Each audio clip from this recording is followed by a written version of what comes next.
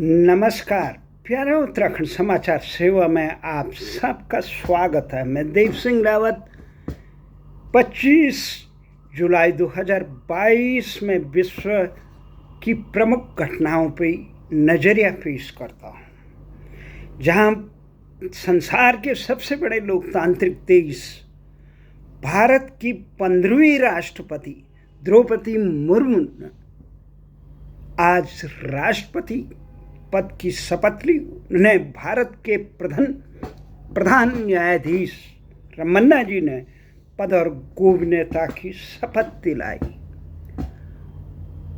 और सेवानिवृत्त आज ही हुए राष्ट्रपति जिनका कार्यकाल खत्म हुआ कल, रामनाथ कोविंद, जो 12 जनपद लेन में अपना नया निवास बनाएंगे। आज ही के दिन पूरे देश में भारतीय लोकशाही के प्रमुख ध्वजवाहक रहे श्रीदेव सुमन जी की पुण्यतिथि भी है।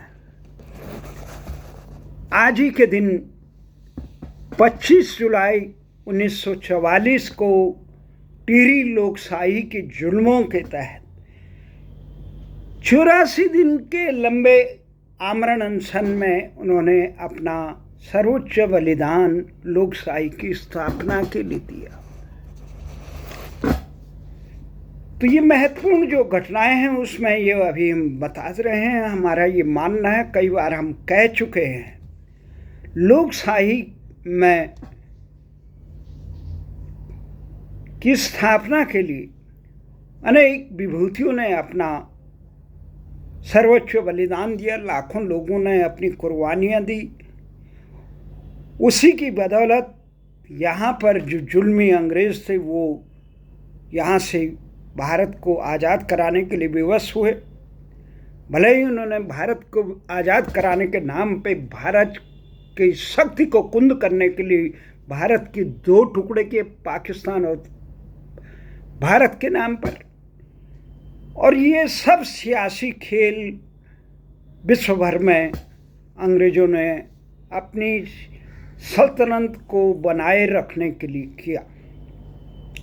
इस महत्वपूर्ण घटनाक्रम में हमारा ये मानना है कि जिस प्रकार से आज 15वीं राष्ट्रपति द्रौपदी मुर्मू बनी, एक भारत के सत्ताधारी और तमाम लोग ये कह रहे हैं कि पहली आदिवासी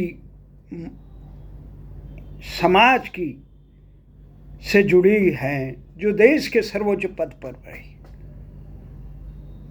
भले वो महिला हैं पर समाज का एक प्रतिनिधित्व। हमारा ये मानना है, लोकशाही के नाम पर वंचित, उपेक्षित, शोषित, पीड़ित समाज को प्रमुख स्थानों पे सम्मान मिलना चाहिए। इसी के लिए आरक्षण का भी प्रावधान किया था। भले ही आरक्षण उसके बाद जरूरतमंदों के बजाय जो उस आरक्षण की आड़ में सबल लोग उसका सदुपयोग उठाते, उसका दुरुपयोग करते हैं, उस पर अंकुश लगाने का काम अभी नहीं हुआ। पर हमारा ये मानना है कि देश में किसी भी समाज को वंचित नहीं होना चाहिए, उपेक्षित नहीं होना चाहिए, उसे देश अपना लगे। अब हम आते हैं आज की प्रमुख घटना पे। प्रमुख घटना है, एक तो द्रौपदी मुर्मू का राष्ट्रपति बनना। भले ही भारत में पूरा कार्यकारी शक्ति प्रधानमंत्री के हाथों में है, मंत्रिमंडल के हाथों में है, परंतु जो देश के सर्वोच्च कमांडर हैं संवैधानिक पद पे, वो मुर्मू हैं। और जो तमाम लोकतंत्र का भी एक है कि एक महत्वपूर्ण बात है कि इस देश में प्रत्येक नागरिक को ऐसा न लगे कि परायापन है, ये देश हमारा नहीं है, ये देश हमारा। तो इसका हमने और देश के संविधान विशेषज्ञों ने और नियंताओं ने ये एक परंपरा बनाई थी कि भारत के नागरिक, परंतु बाद में जो इस प्रकार से काम हुआ, देश के लोकतंत्र की शक्ति नागरिकों के बजाय, जनप्रतिनिधियों के बजाय दलीय शिकंजों में जकड़ गई। आज भारत की जनता विवश होती है कि वो इन दलों के प्रतिनिधि को अपना प्रतिनिधि चुने। उसके पास और स्वतंत्र विकल्प नहीं है उपलब्ध विकल्पों में, क्योंकि सरकार बनाने के लिए ये है कि बहुमत जिसके पास हो वो सरकार बनाए। और इस खेल के जो लोकतांत्रिक में चुनावी रणनीति के खिलाड़ी हैं वो दल होते हैं। जैसे एक शताब्दी तक के लंबे, सबसे यहाँ पे लंबे जिनका अनुभव रहा वो कांग्रेस है, फिर भारतीय जनता पार्टी, अन्य दल है जिनमें महारत है, जो सत्ता पे काबिज होते हैं। उनके आगे आम जनता का प्रतिनिधि केवल मूक दर्शक ही हो सकता, असहाय हो सकता, उपेक्षित ही हो सकता। बहुत अपवाद के बाद है कि वो सत्ता पे काबिज हो। तो ये जो चीज़ें हैं, आज जो मुख्य बात हम ये कह रहे हैं कि लोकतंत्र के लिए अपना सर्वोच्च बलिदान देने वाले श्रीदेव सुमन जी को याद करते हैं, नमन करते हैं। 2 दिन पहले ही 23 जुलाई को स्वराज मेरा जन्मसिद्ध अधिकार है, तिलक जी, लोकमान्य तिलक जी और चंद्रशेखर आज़ाद, जिन्होंने कहा था कि मैं अपने पाक शरीर को आज़ाद ही रहूँगा, इस पे अंग्रेज़ों को हाथ जिंदा जी नहीं आने दूंगा। वो चंद्रशेखर आज़ाद जी की जयंती थी। और एक तरफ हम देखते हैं श्रीदेव सुमन जी, 28 साल की उम्र में उन्होंने वो कारनामे करे। गांधी जी के साथ आंदोलन में वो 44 में भले ही 42 में भले ही 1942 में जब अंग्रेजों भारत छोड़ो वो आंदोलन, उस समय भी वो उस आंदोलन में थे। वो नेहरू जी से लेकर तमाम आज़ादी के बड़े विद्वान, वो देश की आज़ादी चाहते थे। जब देश आज़ाद हुआ तो उसके साथ, जब देश की आज़ादी के साथ वो अपनी वहाँ की उनकी जन्मभूमि थी टिहरी तो वैसे भी अंग्रेज़ों को गुलाम नहीं था, वो राजशाही के ऊपर। वो ये चाहता थे कि टिहरी में भी लोकतंत्र हो, राजशाही के जुल्मों से हो। और राजशाही के करिंदे ऐसे होते हैं, जब निरंकुश सत्ता होती है वहाँ के नौकरशाह इतने करिंदे होते हैं। जिस प्रकार से अभी हमने देखा चमोली के हिलंग में महिलाओं को घास काटने के लिए, जिनका शताब्दियों से जिनके जंगल में, जिन्होंने जंगलों की रक्षा की, जिन्होंने वहाँ के पर्यावरण की रक्षा की, जो भारत की सीमा पर रह रही हैं, उन पे एक कंपनी के हितों के लिए उन पे दमन करने का काम उत्तराखंड की सरकार, ये धामी सरकार के कारिंदों ने की। तो ये जो बात होती है, आज सबसे बड़ी बात है कि जिस आज़ादी के लिए चंद्रशेखर आज़ाद ने ये काम किया, अपना सर्वोच्च बलिदान दिया, बाल गंगाधर तिलक ने कहा स्वराज मेरा अधिकार है, जिसके लिए हमारे श्रीदेव सुमन जी ने अपनी शहादत दी। क्या था? भारत में लोकशाही में जनता, अभी लोकशाही का अर्थ नहीं, दलीय तंत्र चलता है। दलीय तंत्र में टिकट बंटवारा, जो सत्ता की बात होती है, उसमें जाति, क्षेत्र, धर्म, संप्रदाय और थैलीसार, रिश्तेदार, परिवारवाद, ये चल रहा है। लोकतंत्र तो है नहीं, क्यों जातियों में बांट दिए गए हैं। और जातियों में कौन बांटता है? आम जनता नहीं बांटती है। ये भले ही कहे कि सदियों में यहाँ ये होता होगा, भूत में होता होगा, परंतु वर्तमान में इस कुप्रथा को इस देश में बनाए रखने के लिए, जीवंत करने के लिए अगर कोई गुनाहगार है, देश की राजनीतिक पार्टियां जो सत्ता का बंटवारा अपना तथाकथित जनसेवकों को, विधायक और सांसद और अन्य प्रतिनिधि को जाति के आधार पर बनाते हैं। कहीं तो आरक्षित है, वो तो कोई बात नहीं, पर जहां आरक्षित नहीं सामान्य, वहां पे भी इस प्रकार के प्रतिनिधि खड़े करते हैं, किस जात का है, किस क्षेत्र का है, किस संप्रदाय का है, वहां वोट कौन ज़्यादा है, वो चुनावी गणित में सरेआम इस प्रकार का काम करते हैं। और इसी कारण आज देश की जो नीति नियंता बने हुए हैं, जो भाग्य विधाता बने हुए हैं, जो लोकतंत्र के ध्वजवाहक बने हैं, उन संस्थानों में आपराधिक चरित्र के लोगों की भरमार हो चुकी है।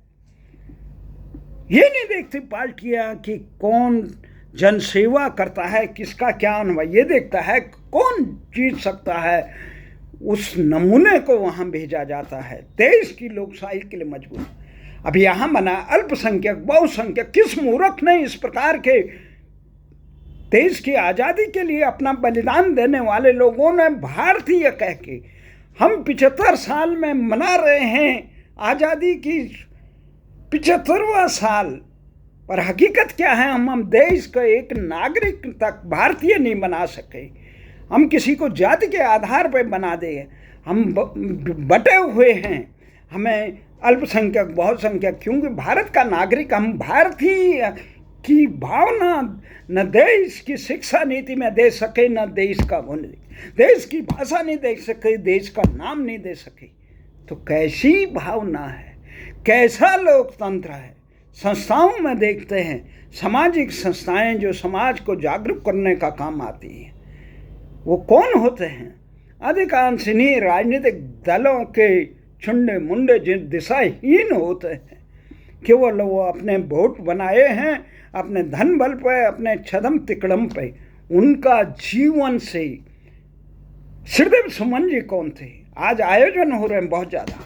इन संस्थाओं के कर्णधारों को जब मैं देखता हूँ, जहाँ जन लोकशाही का गला घोंटते हैं सरकारें, उस समय इनकी आवाज़ें कुंद रहती हैं।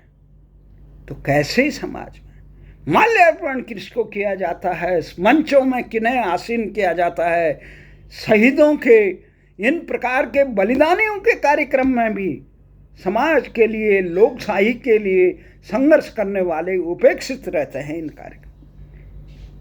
तो कैसे देश की लोकशाही के लिए, लोकशाही कैसे संचालित होती है भारत में, इसके लिए सबसे पहले हमें ये चाहिए था देश के हुक्मरानों को, देश की शिक्षा नीति, देश के मूल्यों का उन्हें ही कुछ पता नहीं था। वो शिक्षित और दीक्षित थे मैकाले की शिक्षा में, जो मैकाले ने किस लिए शिक्षा बनाई, भारत की भारतीय भाषाओं में दी जाने वाली पारंपरिक भारतीय संस्कृति की शिक्षा को जमी दोज करके उस पर प्रतिबंध लगाया और भारत को सदा गुलाम बनाए रखने के लिए, अंग्रेजियत को बनाए रखने के लिए, अंग्रेजी संस्कृति के गद्दारों को, ये ध्वजवाहक सांपों को यहाँ भारत की संस्कृति को डसने के लिए जब बनाया गया, ऐसी शिक्षा 1835 में मैकाले ने यहाँ पे इंग्लिश एजुकेशन एक्ट रखा, तो उसके बाद से यहाँ भारतीय मूल्यों पर एक प्रकार से नज़रअंदाज किया गया। इसी कारण आज देश के तमाम महाविद्यालय और विद्यालय में शिक्षित और दीक्षित लोग, मैकाले की शिक्षा से शिक्षित और दीक्षित लोग, भारत टेढ़े टुकड़े होंगे हजार और बर्बादी तक लड़ते रहेंगे भारत की। ये केवल एक जगह की बात नहीं है। जवाहरलाल नेहरू विश्वविद्यालय में नारे लगे, हमने जंतर मंतर पे सुना, हमने देखा किस प्रकार से पंजाब से लेकर कहाँ तक हमने इस प्रकार के अलगाववादी नारों को भारत की गणतंत्र की रक्षा करने वाले प्रहरियों के सामने लगाई जाती है, पर सब मूक दर्शक बने रहते हैं। कैसे होगा भारत? लोकतंत्र कैसे स्थापना होगा? जो लोकशाही की कल्पना की थी वो लोकशाही कैसे होगी? जब तक तुम शिक्षा, जिस देश के शासकों को देश की सुरक्षा करने वाली सेना बाहर लगे और भ्रष्टाचार करने वाली नौकरशाही से प्यार हो, वो सरकारें कहाँ हैं? देश की नैतिक मूल्यों की रक्षा कहाँ कर पाएगी? आज सिकंदर महान हो या तमाम जो भी है, हमारी यहाँ शक्ति की आराधना की जाती है। जो जीता वही सिकंदर। यह मुगल सल्तनत रही हो या कोई भी सल्तनत रही हो, वो ताकत के बल पर रही है। वो केवल मूल्यों के बल पर अगर संसार में कोई स्थापित रही तो सनातन संस्कृति रही, भारतीय संस्कृति रही। पर वो भारतीय कब बनेंगे? भारतीय 75 साल बाद भी देश की पूरी व्यवस्था उनको न भारत का आत्मसात अर्थ बता पाई, न उन्हें आत्मसात करा पाई। किसमें माठ है? कौन है गुनाहगार? गुनाहगार हैं वो राजनीतिक दल जिन्होंने लोकशाही को दलीय बंधुआ मजदूर बना दिया है। वो सामाजिक संगठन जो इन महापुरुषों के नाम पर, अपने समाज के नाम पर, अपने क्षेत्र के नाम पे, अपने प्रदेश और अपने संप्रदाय के नाम पर, अपनी जाति के नाम पे लोगों को इकट्ठा कराता है, लेकिन भारत के सनातन मूल्यों से उनका परिचय नहीं कराते हैं, खुद आत्मसात नहीं करते हैं। इसलिए महापुरुष 28 साल की उम्र में इस देश की लोकशाही की ध्वजवाहक के लिए अपना को समर्पण करने वाले, अपना सर्वोच्च बलिदान देने वाले श्रीदेव सुमन जी की पावन स्मृति को नमन करता हूँ। चंद्रशेखर आज़ाद जी के उस बलिदान को, उस भावना को लोग मान्य बाल गंगाधर तिलक की स्वराज मेरा जन्म सिद्ध अधिकार है। कहाँ है अपना राज? अपनी भाषा में जब न्याय नहीं मिलता है, रोजगार नहीं मिलता है, शासन नहीं मिलता है, कैसा स्वराज? गांधी जी ने कहा था कि कह दो दुनिया से गांधी अंग्रेजी नहीं जानता है। पूरी व्यवस्था में गांधी के नाम पर यहाँ अंग्रेजी थोपी जा रही है। नौनिहालों की भारत की प्रतिभाओं को जमी दोज किया जा रहा है। सबसे शर्मनाक बात है कि भारत आज भी बेशर्मी से उस अंग्रेजों के साम्राज्य के दास्ता का प्रतीक राष्ट्रमंडल देश संगठन, जिसे कॉमनवेल्थ कहते हैं, उसका कलंक सर माथे पे लगाया। अरे स्वाभिमानी देश होते हैं अमेरिका की तरह, तो ऐसे संगठन में काहे को खड़ा होते हैं? जो अपने आत्मगौरव को रोंदने का काम करे। आज खेलने के लिए गए हैं हमारे देश। हमारे देश की संस्कृति के ध्वजवाहकों को, देश के सर्वोच्च नीति नियंताओं को इतनी भी नैतिकता नहीं है वो बोल सके हम अंग्रेजों की गुलाम की दास्ता की भूल दिखाने वाली संस्थाओं में एक पल भी नहीं रहेंगे। परंतु कहे कौन? जिसका जमीर, जिसकी आत्मा जो ये कहे कि तीनों लोगों का साम्राज्य हमारे लिए है, हमारे लिए वीर सावरकर की तरह, हमारे लिए गांधी की तरह, हमारे लिए सुभाष चंद्र बोस की तरह ये सत्ता को ठुकराने वाले, आत्मसम्मान को पहचानने वाले लोग चाहिए। हमें चाहिए वीर भगत सिंह, हमें चाहिए अशफाक उल्लाह खां, हमें चाहिए सीमांत गांधी टाइप का। परंतु अंग्रेजों ने भारत की एकता और अखंडता को हम देश में अपने केवल सत्तालुलुपता के लिए तुष्टिकरण करके, भारत की संस्कृति को, भारत के इतिहास को, भारत के नौनिहालों से वंचित करके, आज अगर तुष्टिकरण यहाँ पे जिन्ना प्रवृत्ति के लोग बढ़ रहे हैं, तो इस देश के हुक्मरानों के अंध तुष्टिकरण के कारण वो देश को सच्चाई नहीं बता पाए। वो देश की गंभीर समस्याओं का, जिसके लिए विभाजन के कगार पे भारत खड़ा हुआ, जिसके प्रकार से जिन्ना जैसी प्रवृत्ति खड़ी हुई, ऐसे तत्वों को से मुक्त करने के लिए भारत को कोई मार्ग नहीं बता पाया। आज न्यायपालिका में न्याय की जगह केवल भारतीय भाषाओं में न्याय नहीं होता, तो जब पालिका जनता की भाषाएं नहीं समझेगी तो न्याय क्या करेगी? उस किस देश के लिए काम कर रहे हो? ऐसे तमाम संस्थानों में जो भारतीय भाषा, भारतीय संस्कृति और भारतीय मूल्यों के प्रति समर्पित न हो, उनको इस देश के सर्वोच्च पदों पर किसी में भी आसीन नहीं करना चाहिए। उनसे देश एक पल के लिए भी उन्हें देश की महत्वपूर्ण संस्थाओं से खिलवाड़ करने की इजाज़त नहीं होनी चाहिए।